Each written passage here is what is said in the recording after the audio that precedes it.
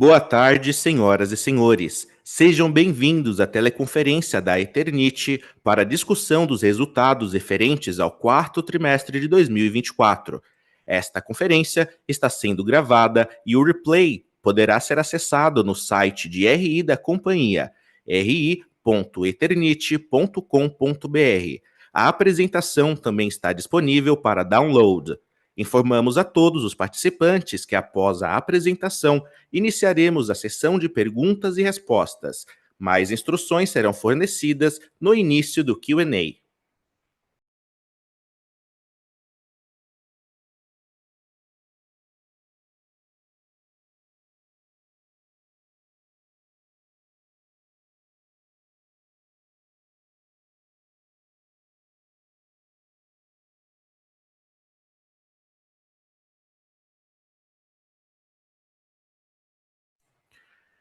Antes de prosseguir, aproveito para reforçar que as declarações prospectivas têm como base as crenças e suposições da administração da Eternit e as informações atuais disponíveis para a companhia. Essas declarações podem envolver riscos e incertezas, tendo em vista que dizem respeito a eventos futuros e, portanto, dependem de circunstâncias que podem ou não ocorrer. Investidores, analistas e jornalistas devem levar em conta que eventos relacionados ao ambiente macroeconômico, ao segmento e a outros fatores podem fazer com que os resultados sejam materialmente diferentes daqueles expressos nas respectivas declarações prospectivas. Estão presentes hoje conosco o Sr. Paulo Andrade, CEO, Carissa Portela Cristal, CFO e DRI, e Saulo Martini, gerente de Controladoria, RI e Contabilidade. Gostaria agora de passar a palavra ao senhor Paulo Andrade, que dará início à apresentação. Por favor, pode prosseguir. Boa tarde a todos, muito obrigado pela presença de vocês, pela atenção aqui na apresentação dos resultados do nosso quarto trimestre da Eternit no ano 2024. Queria começar na apresentação, que vocês seguem junto comigo, pelo slide número 3, falar um pouco do nosso negócio, que a gente tem muito orgulho da Eternit, é uma empresa com 85 anos, né, fazendo aniversário no ano de 2025, uma história muito bonita, né, sempre líder na área de material de construção, na parte de coberturas. A gente estima que hoje a gente tem em torno de 30% do mercado de coberturas de fibrocimento, né, que daria mais ou menos umas 65 mil toneladas por mês de produção de telhas.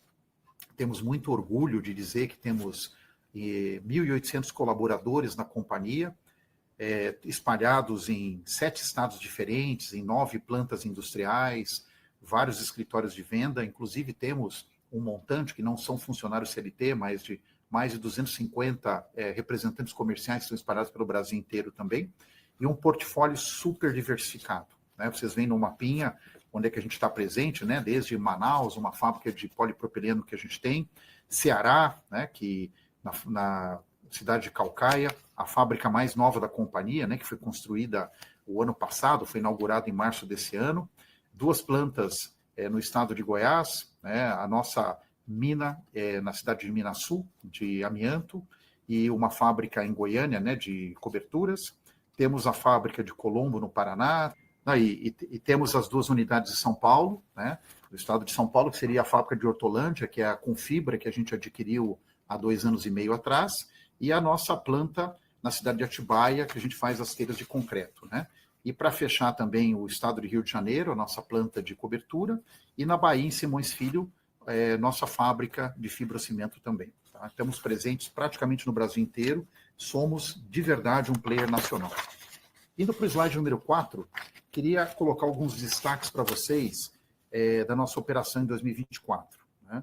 É com grande orgulho que a gente inaugurou a fábrica de Caucaia, como eu disse para vocês, em março de 2024, uma fábrica que começou produzindo pouquinho, mas depois de 3, 4 meses atingiu já uma operação cheia de 6.500 toneladas por mês, né, com margens muito boas, um investimento muito bem feito realmente na região nordeste do Brasil.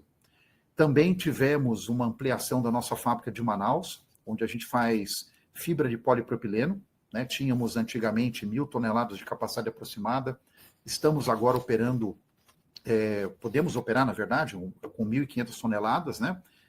Mais ou menos 1.000 toneladas a gente consome internamente, o restante a gente vende no mercado para concorrentes nossos que fazem fibrocimento também. Também, durante 24, a gente deu muito foco na diversificação de novos produtos, especialmente em sistemas construtivos. A gente lançou uma nova linha de pisos, especialmente, né, que está fazendo muito sucesso nessa parte também de fibrocimento. E a notícia que não foi tão legal é que a gente acabou descontinuando a nossa linha de produtos fotovoltaicos, né? A gente insistiu, tentou achar soluções, né, para ter uma novidade fotovoltaica que tivesse atrelado com a nossa telha, não conseguimos. Partimos para um produto que a gente já dividiu com vocês em outros releases, né, que foi o LIF, que era uma folha de células fotovoltaicas, mas infelizmente, mesmo esse produto, que estava muito melhorado, ele não conseguiu ser competitivo versus os nossos amigos chineses, né, que trazem as placas convencionais fotovoltaicas, hoje em preços que são fora de competição, né, realmente muito, muito distante do que a gente consegue competir. Então, a gente tomou a decisão, estamos divulgando hoje, inclusive, né, oficialmente, que a gente não vai estar mais produzindo produtos fotovoltaicos dentro da companhia, tá bom? E o nosso foco vai ser na parte de inovação e em produtos de sistemas construtivos, que a gente acha que vai ter um crescimento muito grande nos próximos anos, como a gente tem hoje na Europa, Estados Unidos, Japão, onde grande parte das construções é feita através de produtos pré-construídos, né, de montagem, eliminando todo aquela fábrica de material de construção que a gente tem nos canteiros de obra, na verdade. Na parte comercial, como eu bem disse para vocês, a gente atingiu 30% de market share, somos líderes de mercado, né? Estamos na frente dos demais concorrentes, colocamos bastante foco para reposicionar nossa marca, nossos investimentos de marketing, eles foram turbinados nesse ano de 24 e 25, a gente tem investimentos maiores ainda, né? Para poder fazer realmente a nossa marca cada dia mais forte dentro do mercado. Tivemos um crescimento de volume, né, de fibrocimento no ano de 24 versus 23, de mais ou menos 2,5%, e sistemas construtivos realmente a gente tem anotado crescimentos acima de 20% ano a ano, né, onde a gente tem horizontes de crescimento muito mais expressivos agora e certamente para o futuro também. No âmbito financeiro, gente, também notícias muito interessantes. Acho que o principal de tudo é que a gente saiu da nossa recuperação judicial depois de 6 anos, conseguimos sair no ano passado e com todos os quesitos e proteções que a gente estava buscando, ou seja, dentro de tudo que a gente planejou, foi muito bem sucedido realmente.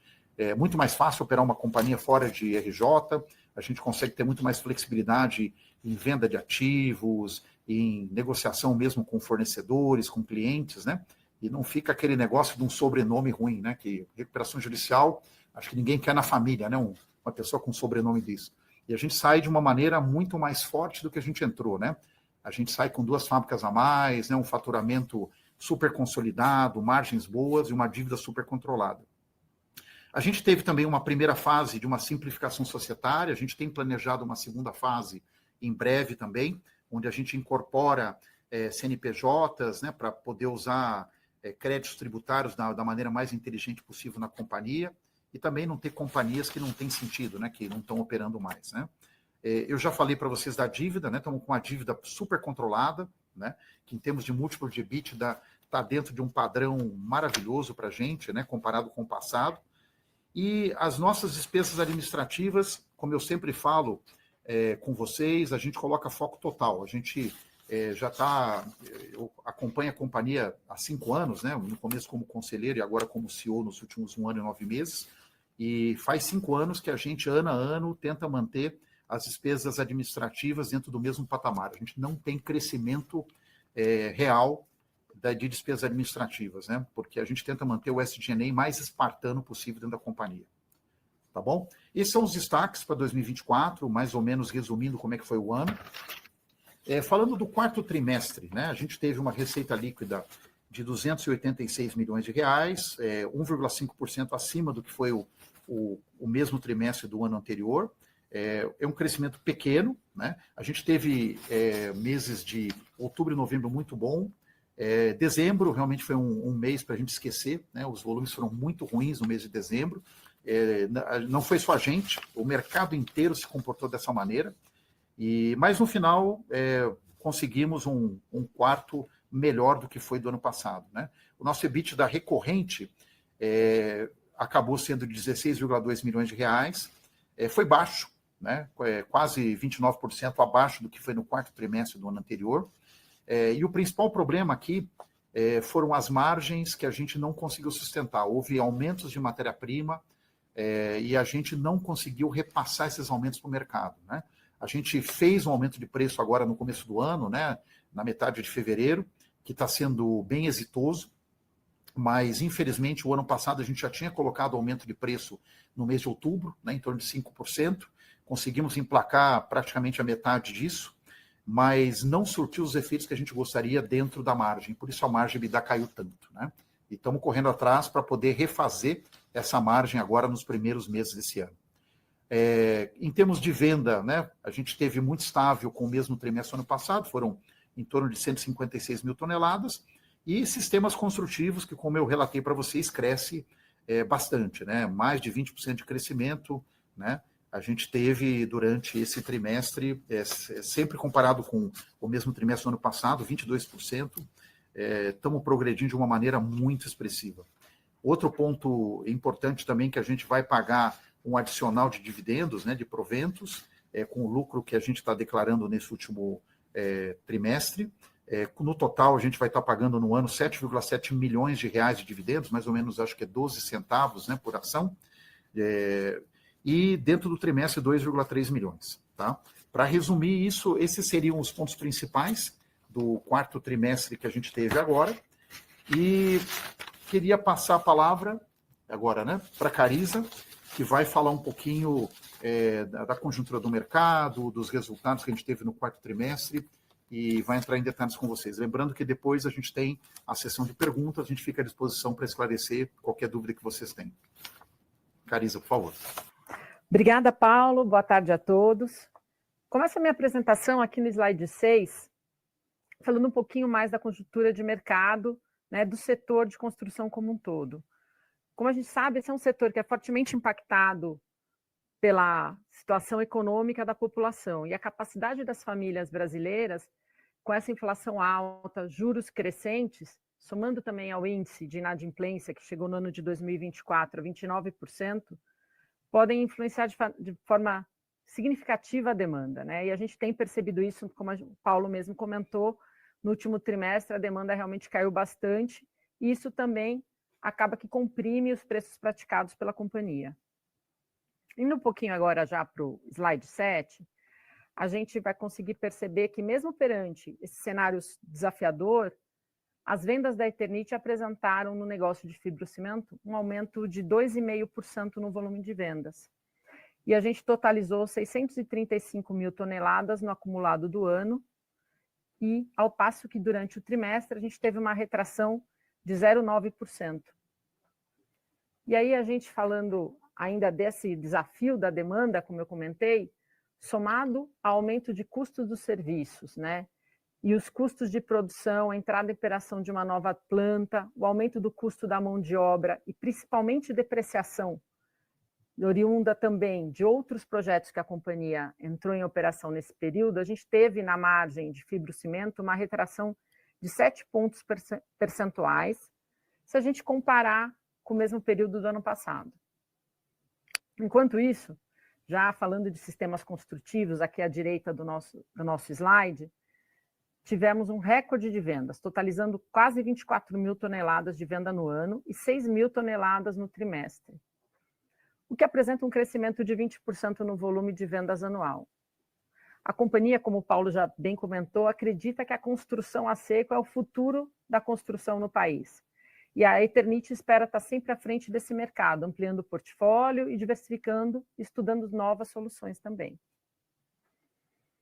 Indo para o slide 8, eu trago aqui o desempenho da Crisotila e das telhas de concreto.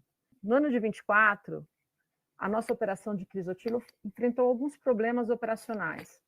na linha de beneficiamento, impactando assim a mineração em si da própria crisotila, e o que teve impacto direto na redução do volume de exportações, que caiu 11,6% no ano e totalizou 167 mil toneladas anuais, sendo 37 mil toneladas no quarto trimestre de 24. Ainda assim, mesmo com essa redução no volume, notamos um acréscimo no lucro bruto do segmento de crisotila de 8,5%, que totaliza aí 168 milhões no ano o resultado. Isso porque a operação da crisotila foi muito favorecida pela alta taxa de câmbio e gerou uma margem bruta de 43,8% durante o ano de 24, ficando ainda assim 1,2% acima do ano de 23. No canto direito do slide, a gente vai agora para o segmento de telhas de concreto, que apresentou uma redução de 11,4% no trimestre e em relação ao mesmo período do ano passado. No acumulado do ano, se manteve em linha. Já a margem bruta atingiu 15,7% contra o 18,8% do ano anterior, com uma retração de 3 pontos percentuais, muito impactada pela flutuação do preço médio. Indo para o slide 9, nós temos a receita líquida da companhia, que totalizou 1.161 milhões no ano de 24 e 287 milhões no quarto trimestre de 24. O crescimento anual ficou próximo de 3%, que, como vimos, foi muito impactado pelo volume de vendas do fibrocimento e também as vendas de sistemas construtivos e a melhora do preço médio da crisotila, que teve efeito favorável do câmbio. Aqui do lado direito do slide, apresentamos o lucro bruto, que totalizou 247 milhões no acumulado do ano, com uma retração de quase 15%. E no quarto trimestre, ele totalizou 49 milhões. A redução do lucro bruto e também da margem bruta, consolidada no ano de 24, deve-se principalmente à estabilidade do preço e o aumento dos custos dos produtos vendidos, que tiveram um acréscimo anual de aproximadamente 9%, totalizando 914 milhões no ano. O aumento dos custos estão concentrados basicamente no segmento de fibrocimento, que, como eu comentei anteriormente, está muito relacionado ao aumento do quadro de pessoal, aumento de custos de mão de obra e também serviços e aumento da depreciação no período. Indo para o slide 10, como o Paulo bem comentou, eu destaco aqui o compromisso da companhia com a disciplina financeira e a busca de eficiência nos seus processos, o que possibilita a companhia ter 0% praticamente de aumento, tanto nas despesas com vendas, como nas despesas administrativas, ao longo do ano de 2024. No quarto trimestre, a gente percebe um pequeno acréscimo nas despesas gerais administrativas, isso porque tivemos algumas concentrações de custo de honorários advocatícios e despesas com plano de saúde, mas que ao longo do ano se mantém no mesmo patamar. Já no slide 11, apresento o EBITDA recorrente da companhia. O EBITDA recorrente é aquele EBITDA que a companhia utiliza para fazer a administração do dia a dia e a gestão dos seus negócios. Esse EBITDA ele exclui os eventos não recorrentes que a gente trata no resultado. O EBITDA recorrente somou no ano 79 milhões e no quarto trimestre 16 milhões, com uma redução no ano de 32%. Essa redução é muito fruto da compressão das margens, que sobretudo vem do segmento de fibrocimento. No lucro líquido do exercício de 24, a gente totalizou 38 milhões contra 127 milhões do ano de 23. É uma redução de 69% no lucro.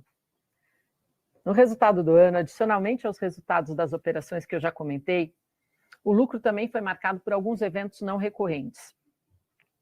Entre eles estão a receita na alienação do terreno de Goiânia, que gerou para a companhia um valor de 20 milhões. Também tivemos a provisão para descontinuidade do segmento fotovoltaico, como o Paulo já comentou, que a gente está anunciando no dia de hoje, né, essa decisão. E para esse evento, para fazer frente a esse evento, a companhia fez uma provisão no valor de 17 milhões, que está impactando o resultado do exercício de 24. Tivemos também assuntos positivos, como revisão de prognóstico dos processos trabalhistas e menor despesas por indenização. E impacto positivo também na linha dos impostos diferidos, onde a gente teve um reconhecimento de diferenças temporárias que não haviam sido registradas em períodos anteriores por falta de expectativa de realização. Já no slide 12, eu trago a foto do endividamento da companhia.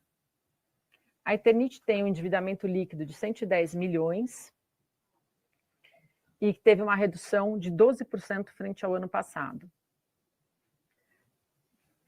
A redução é reflexo de menor captação de dívidas de curto prazo e um sutil aumento na disponibilidade de caixa.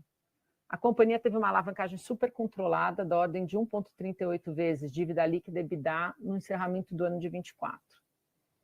Durante esse ano também ocorreu uma captação de longo prazo de um CCE na ordem de 17 milhões, que foi destinado praticamente ao investimento da Sama para equipamentos de mineração.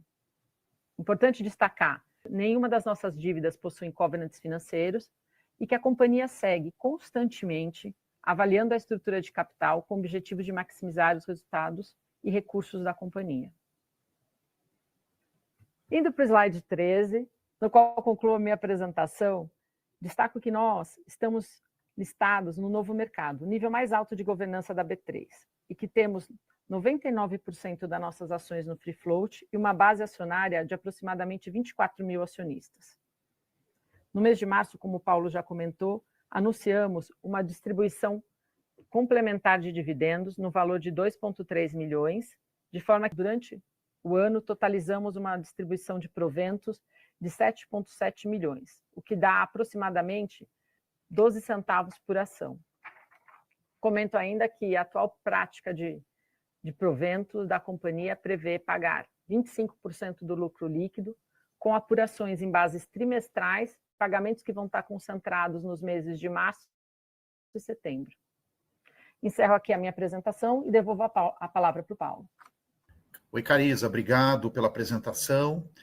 E, bom, o que eu posso falar para vocês? Foi um ano desafiador, né? Foi um ano com bastante coisa para fazer. Um ano que a gente está correndo atrás das margens, né? Estamos, como eu falei para vocês, com sucessivos aumentos de preço, né, para poder offsetar aumentos de matéria-prima, de mão de obra, de inflação. E a gente acha que é um ciclo, né, um ciclo que o mercado de construção civil está passando, que a gente vê em geral, né, os concorrentes e todo mundo com margens bem exprimidas, né, não é uma coisa da Eternit, é uma coisa que a gente vê, inclusive, em outros segmentos, os subsegmentos do material de construção. Mas a gente, como eu falei para vocês, foi um ano de muitas realizações, né? Eu acho que a grande foi a saída da recuperação judicial, né? Que, infelizmente, a gente passou nos últimos 6 anos, conseguimos fazer a nossa nova fábrica. Nesses últimos 5 anos, né, que eu acompanho a companhia, nós tivemos investimentos de 500 milhões de reais, né? Uma parte com capital próprio, outro com um aporte do acionista, né, com aumento de capital. Então, foi um ciclo muito interessante da companhia, né, com um aprendizado muito grande. Então, a gente acha que a partir de agora, a gente tem tudo para colher frutos, né? Tanto é que a nossa estratégia, como a gente sempre compartilha com vocês, é usar toda essa capacidade instalada que a gente conseguiu com esses grandes investimentos, né? Hoje a gente tem uma capacidade instalada de quase 100 mil toneladas de produto e a gente está usando em torno de 60% a 70%, né? Então, é o nosso grande objetivo. E temos bastante potencial para poder usar essa capacidade, né, num país que a gente acredita que volta a crescer, né, que volta a achar um caminho, e a gente vai surfar junto com essa melhora da economia potencialmente.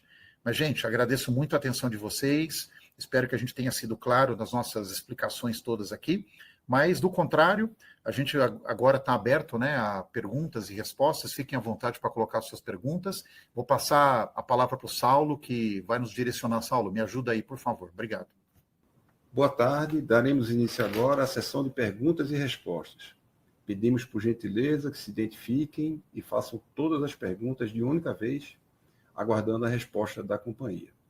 Lembrando que, para fazer a pergunta, basta inserir a pergunta no chat do call.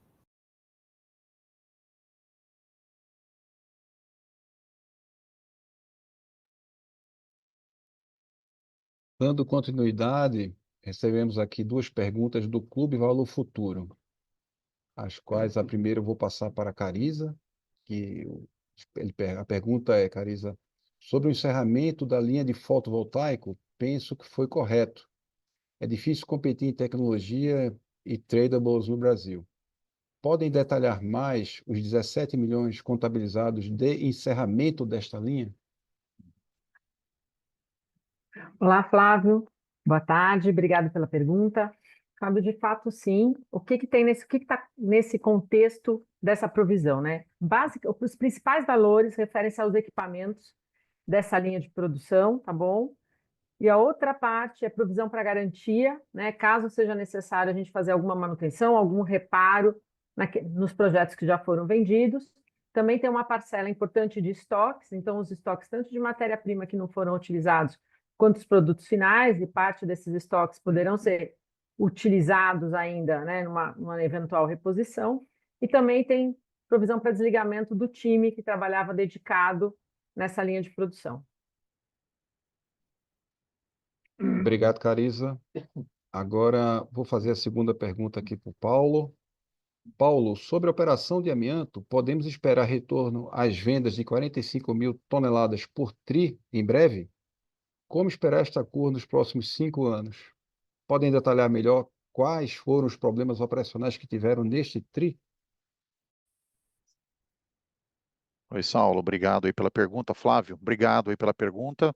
Você tem toda a razão. O nosso orçamento é aproximadamente 45 mil toneladas, né, de produção por trimestre, né? A gente tem uma busca de 190 mil toneladas de produção, 180 mil toneladas de venda, que a gente precisa um pouquinho mais de produção do que de venda, né, para poder ter um mix, né, porque a gente tem basicamente três categorias de fibra, né? Tem a curta, a média e a longa, né? Então a gente precisa um pouquinho mais de produção do que a venda para poder compor mais ou menos o mix, né? Que vai para os nossos clientes, especialmente da Ásia, né? Para onde a gente exporta. O que aconteceu no ano passado para a gente não chegar nas 180, 190 mil toneladas, né? Que a gente teria colocado como objetivo? A gente começou o ano com chuvas muito fortes, né? Muito mais fortes que o normal, né? Que alagou bastante as cavas da nossa mina, e então a gente teve que tirar muito mais água que o normal, né? E isso realmente atrasou bastante a produção, né? Começou dessa forma.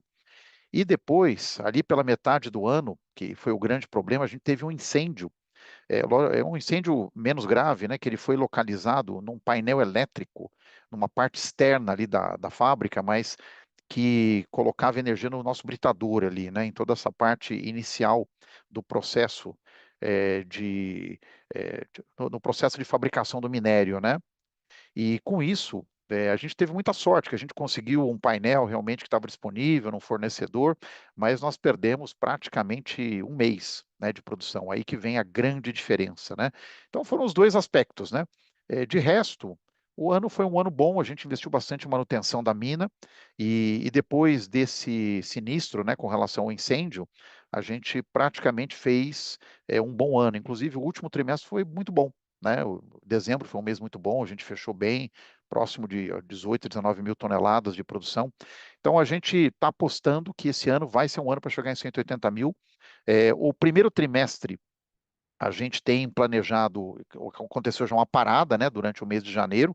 Então, a venda de janeiro e fevereiro, né, porque acaba contaminando os 2 meses, não é tão boa, mas a partir de março para frente, a gente não tem mais manutenção até o final do ano. Então, a ideia é que a gente comece a acelerar a produção e a gente deve chegar nas 180 mil toneladas. Você tem toda a razão. É isso, Saulo. Tem mais pergunta? Obrigado, Paulo. Estamos aguardando nesse momento que cheguem mais perguntas aqui. Vamos aguardar mais um pouco.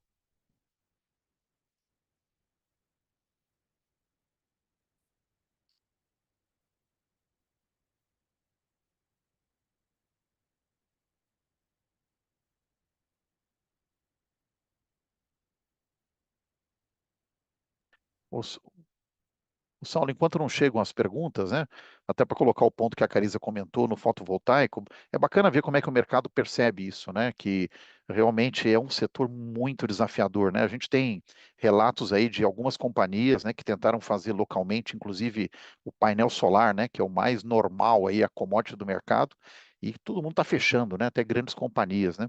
Então, disputar mercado com esses chineses aí é um negócio meio complicado, né? Você tem que ter realmente bastante bala na agulha para gastar dinheiro durante muitos anos, né?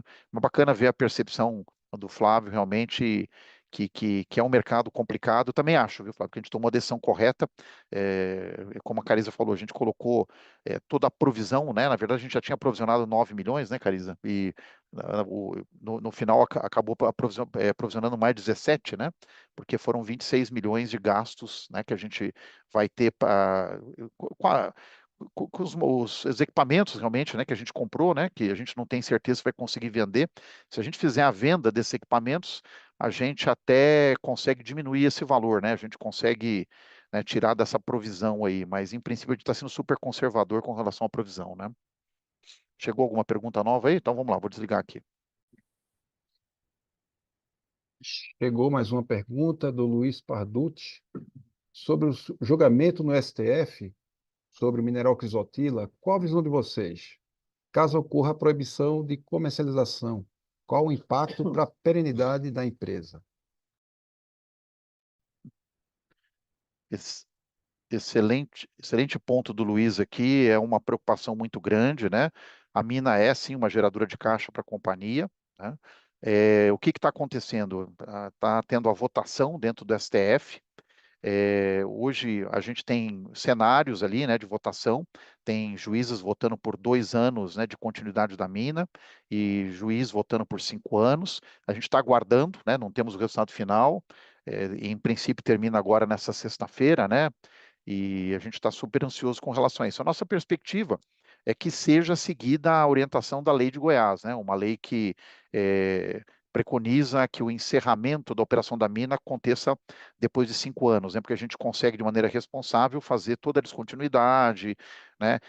Colocar alguma atividade alternativa ali na região da mina, né? Para a gente recuperar os empregos, né? Que, infelizmente, temos mais de 400 funcionários ali na fábrica que a gente gostaria de estar aproveitando de algum lugar. Por isso que a gente sensibiliza, né, o STF de que seria muito importante ter os 5 anos. Então a gente tem essa esperança, né? A gente está lutando por esses 5 anos e aí a gente tem tempo suficiente para poder refazer o tamanho, né, do custo fixo da companhia e buscar, inclusive, colocar novos faturamentos aqui dentro, né, com novos produtos, novos segmentos dentro de material de construção, para poder que a companhia siga, né, com o mesmo tipo de governança que ela tem hoje, né, é uma empresa super responsável, né, em tudo que ela faz aqui, ESG e tudo.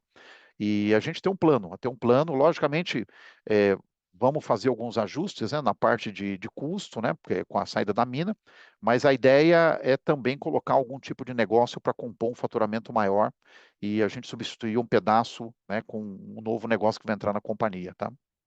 É isso.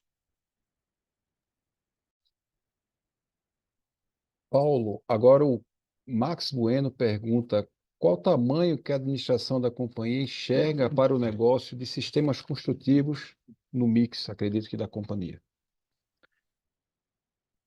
Bela pergunta do Max. A gente tem uma visibilidade de que pode chegar muito, né? Tá tendo um crescimento de 20% ao ano, né, pelo menos nos últimos 3 anos. A gente acredita que esse ano, as perspectivas que a gente está tendo é que vai superar isso. A gente tem vários pedidos, né, colocados aí de construtoras, viu, Max, que estão fazendo um monte de casas populares, inclusive, né, com material pré-fabricado.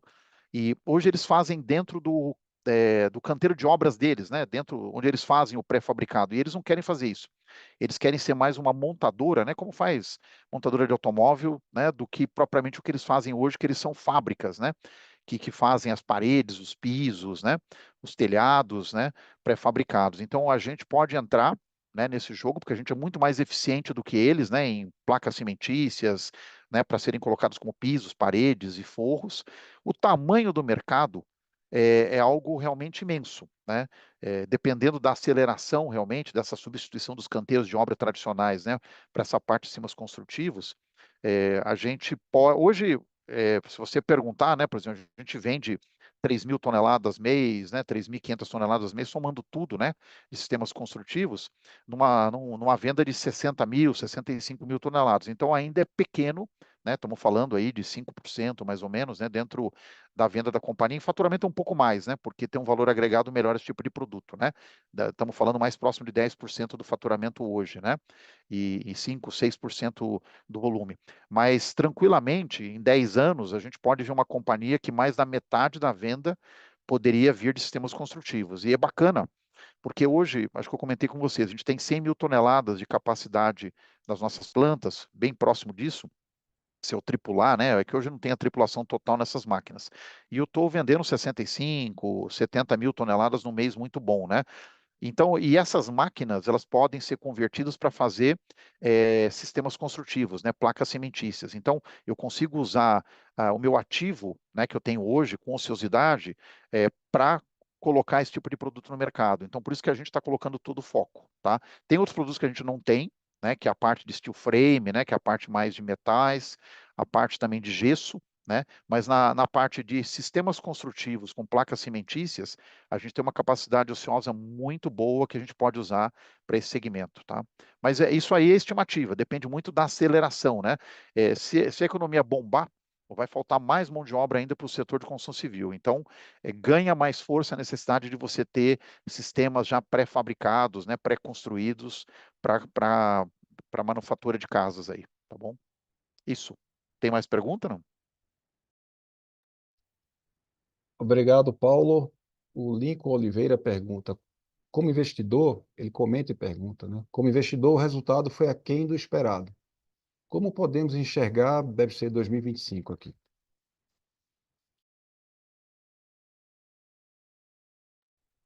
Olá, Lincoln, tudo bem? Bom, o resultado abaixo do esperado, a gente viu que está muito relacionado às vendas, né? Obviamente, a companhia não dá guidance para o ano de 25, mas o que a gente pode dizer para você é que a gente espera, sim, uma recuperação no volume de vendas. Eu posso dizer que janeiro e fevereiro esse já teve uma sinalização muito positiva do ano de 25, né? Além disso, a gente também comentou aqui, o Paulo comentou que a gente teve uma dificuldade no repasse de preços, né, no ano de 24, então a gente não acredita que vai se repetir para o ano de 25. A companhia já fez um repasse de preço, eu estou falando isso porque é público, né? Agora no comecinho do ano, então isso vai com certeza melhorar, né, uma expectativa melhor para a gente do ano. Obviamente, tem toda uma espera da economia em si. Falando especificamente de Crisotila, a gente também acabou de dizer aqui que a gente teve um problema pontual na operação. Então, voltando aos nossos patamares atuais de 180 milhões de 180 mil toneladas ano, que é o que a gente acredita, com uma variação cambial, né, com um câmbio positivo, ou seja, um câmbio alto que favorece o negócio, a expectativa para o ano de 25 é uma boa expectativa. Não sei se o Paulo quer complementar com alguma coisa, Paulo. Não, acho que você falou praticamente tudo, Cariza. Acho que a gente vê um começo de 2025 melhor do que um fechamento de 24, né? Então isso eu falo, ela fala, né? A gente não dá guidance, mas a gente fala do setor, né? Do segmento. É, é que a gente tem uma teoria, né? Porque o nosso setor ele não tem auditorias formais e tudo, né? Que faz todo sentido, né? Que 2020 e 21, em plena pandemia, o nosso setor já tinha capacidade ociosa. Então, é o setor que conseguiu responder com produtos, né? E ninguém gastava dinheiro com outra coisa que não fosse para casa, né? Naquele momento, né? Porque ninguém viajava, ninguém saía, né? Não, ninguém ia para restaurante. Então, o dinheiro ficou para eletrodomésticos na época, vocês lembram muito bem, né? Nessa pandemia, né? Que é engraçado, parece que nunca aconteceu, né? Foi outro dia aqui, né? E material de construção, todo mundo ampliando casa, fazendo puxadinho, né? E então houve um boom. E como o nosso setor tinha mais capacidade ociosa, vendeu-se muita telha de fibrocimento, né? Pra vocês terem uma ideia, o mercado que a gente acompanha na ano, mensal de telha de fibrocimento, é na faixa, sei lá, de 200 mil toneladas, 210 mil toneladas por mês. A gente estima que durante a pandemia, a gente passou das 350 mil toneladas de venda, tá, por mês. Então, estourou de vender. E aquele negócio, né? Telhado, você faz quando precisa fazer, ou senão, se você vai antecipar, não necessariamente você volta a fazer muito rápido. É que nem quando compra uma geladeira, né? É um bem assim mais durável, né? Então, a gente tem a tese que eu acho que é totalmente cabível, né? Que houve um adiantamento de demanda em 20 e 21, né? Aí 22 a coisa começou a cair, né? O pessoal já começou a gastar em outras coisas, né? Fora do lar. e 23 e 24 foram anos ruins, mas 25, agora com chuvas, né, que tem toda essa provocação também, né, porque a parte climática também, ela faz com que você troque telhados, né, ventos e tal, a gente volta a ter uma normalização da demanda de telha de fibrocimento. Então, em 25 deve voltar a um volume maior, né, acima de 220 mil toneladas no mercado. E aí a gente acompanha no market share que a gente tem aqui dentro, né? Então, a perspectiva para 25 é boa, e, de novo, a nossa tese de 23 e 24 terem sido ruins é porque a gente já tinha um estoque muito grande já demandado no passado. Então, agora que está surgindo novas demandas realmente necessárias para troca de telhado, tá bom? Isso. O que mais, Saulo? Obrigado, Paulo. Obrigado, Cariza. Eu gostaria de aproveitar para lembrar que, para fazer pergunta, basta inserir o questionamento no chat deste call que ela será respondida. Temos mais uma pergunta aqui da Alissa, do Banco BV. Ela pergunta qual a capacidade instalada para a produção de sistemas construtivos hoje. Então, dentro da companhia, né, nos nossos produtos específicos, como eu falei para você, a gente tem mais ou menos umas 30 mil toneladas para fazer telha, né? A máquina, quando ela é convertida para fazer placa cimentícia, né, paredes, pisos, não necessariamente tem a mesma produtividade, né? Porque aí você vai fazer placas planas e tudo mais. E você tem operações adjacentes, né? De corte dessas placas, né, de formatação, né, de personalização e tal.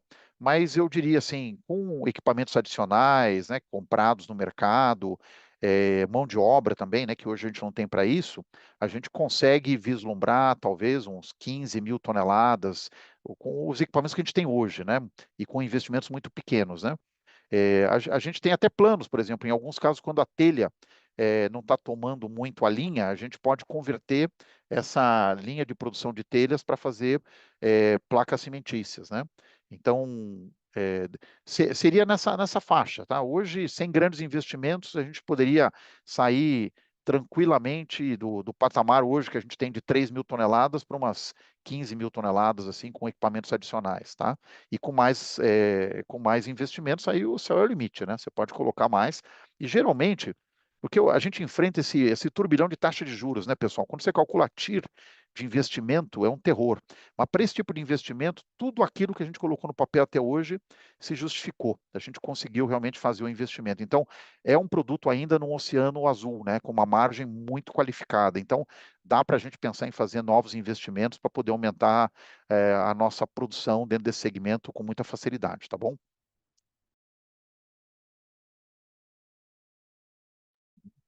Obrigado, Paulo. O José Bento pergunta quais os principais concorrentes que poderiam alterar as perspectivas da Eternit.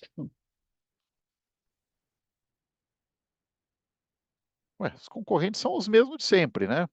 E a gente tenta ser melhor do que eles, né?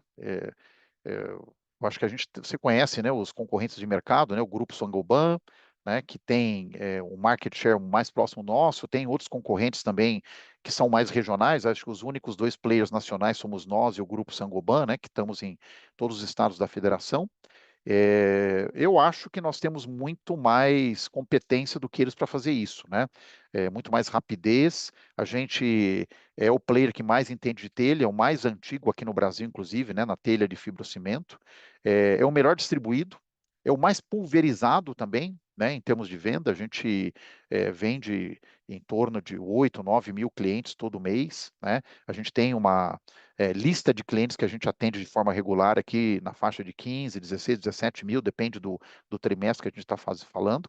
Então, a gente, dentro de todo o mercado, é o que consegue chegar mais próximo realmente da revenda, que tem mais competência para surfar num aumento de demanda que pode vir agora, né, como eu falei, depois dessa época de pandemia, tá? Então, os concorrentes são conhecidos, tá? E não vejo nenhum deles nos ameaçando assim dentro da estratégia que a gente tem de recuperação de margem, não. Tá bom? Obrigado pela questão aí.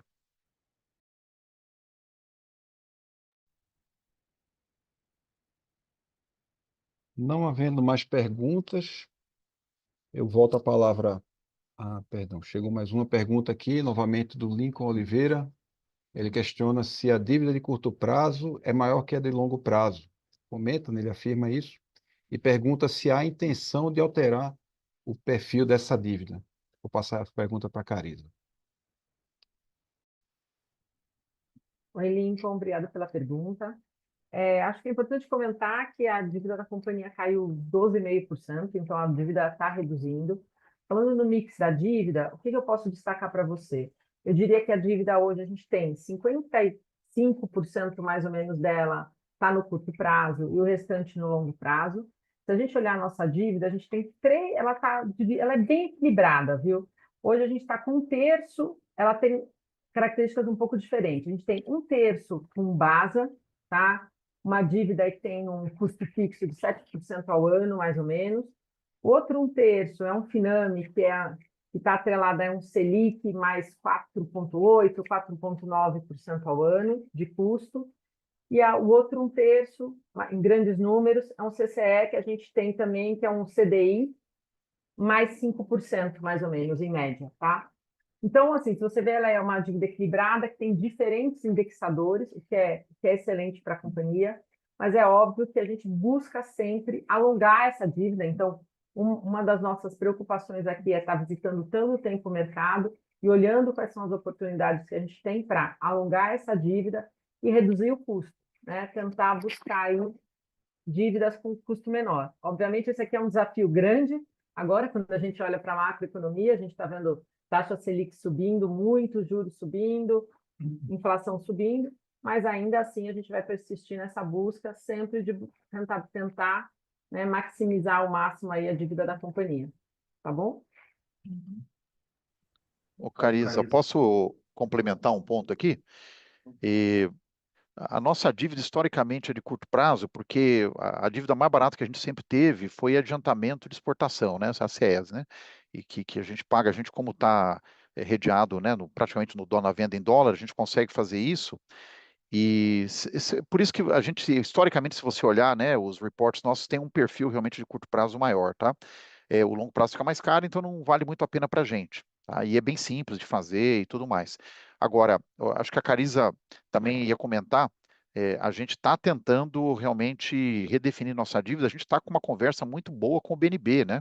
Que é um grande parceiro, a gente teve um investimento muito grande, né? De uma nova fábrica no Nordeste, que acabou sendo feito com capital próprio, né? E a gente está conversando bastante com eles, temos uma perspectiva, né, Carisa? Você pode até falar melhor, né? Da gente conseguir reperfilar a dívida se a gente conseguir a entrada desse valor. Acho que a gente já comentou, né, em outros releases aqui, a gente já falou das conversas, tá? É um negócio que já foi discutido no mercado. Se você quiser falar, acho que é um ponto interessante mesmo. A ideia é a gente conseguindo realmente ter essa captação, fechar essa operação. A gente sabe que uma operação com o BNB é sempre desafiadora, porque o BNB tem um bolso curto e muita gente querendo pelas taxas de incentivo que o BNB tem, mas a companhia está nesse processo, por causa, principalmente essa dívida estaria atrelada ao nosso investimento na fábrica de Calcaia, né, que é uma fábrica que foi realmente entre outros objetivos, ajuda ao desenvolvimento da região do Nordeste. Então, por isso a gente acredita que a gente vai conseguir esse financiamento com o BNB, o que, de certo, a gente conseguiria trocar boa parte da nossa dívida, que hoje está indexada a CDI e Selic, que são taxas de juros muito altas, por uma taxa pré-fixada, que melhoraria bastante o perfil da dívida e também alongaria a dívida, né? Porque quando a gente fala com uma dívida de BNB, a gente deve estar falando num prazo aí de aproximadamente 10 anos. Obrigado, Carisa. Recebemos aqui a pergunta da Kevely Neves. Com a saída da recuperação judicial e alta dos juros, há a perspectiva de emissões no mercado de capitais, com um mecanismo como debêntures, CRIs, etc.? Olá, Kevin.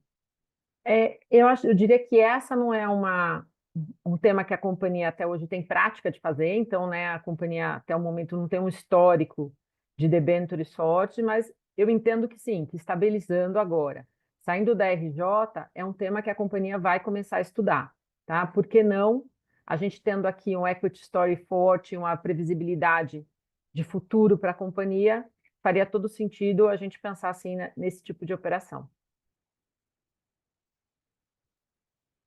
Obrigado, Carisa. Estamos aguardando só mais alguns momentos para ver se chegam mais perguntas. Bem, não havendo mais perguntas, passo de volta a palavra para o Paulo, para ele fazer as considerações finais da nossa videoconferência. Paulo, por favor.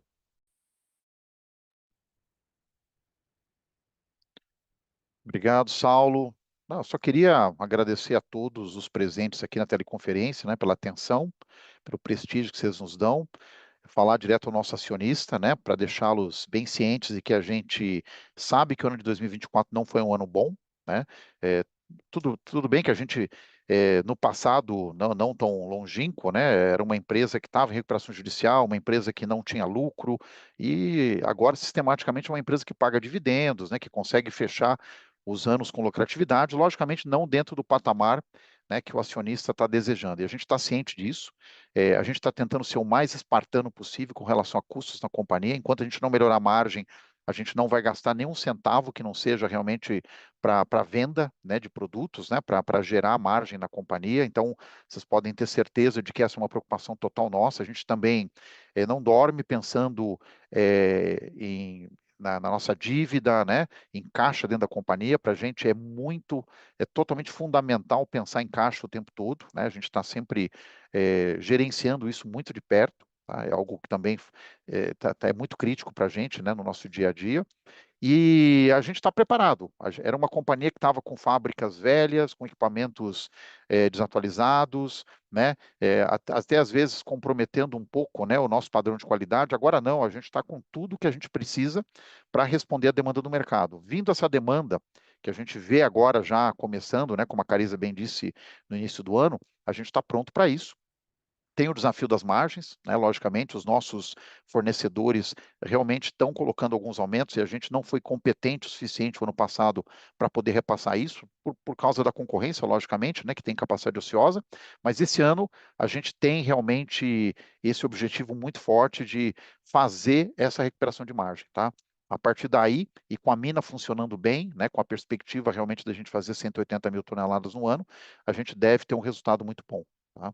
Então, podem confiar na gente, a gente está cuidando da sua empresa da melhor maneira possível. A gente não dorme pensando em como chegar nos nossos resultados aqui, tá bom? Agradeço muito a presença de vocês, as perguntas, né, o interesse de saber sobre o resultado da companhia. E, Saulo, você quer falar alguma coisa para finalizar? Fica à vontade. Não, Paulo. Com isso, eu passo agora a palavra para o nosso operador, que vai fazer os comentários finais para o encerramento da nossa videoconferência. Muito obrigado a todos. Obrigado. A videoconferência da Eternit está encerrada. Agradecemos a participação de todos. Tenham uma boa tarde.